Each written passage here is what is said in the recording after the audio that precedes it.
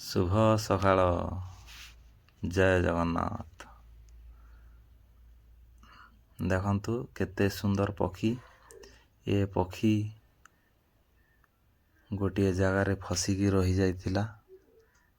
ତାକୁ ମୁଁ ଉଦ୍ଧାର କରି ଆଣିକି ତା ଦୁନିଆକୁ ଛାଡ଼ି ଦେଉଛି। ତା ଦୁନିଆକୁ କିଭଳି ଭାବରେ ଉଡ଼ିକି ସେ ଯିବ ସେଟା ଆପଣମାନେ ଦେଖିବେ।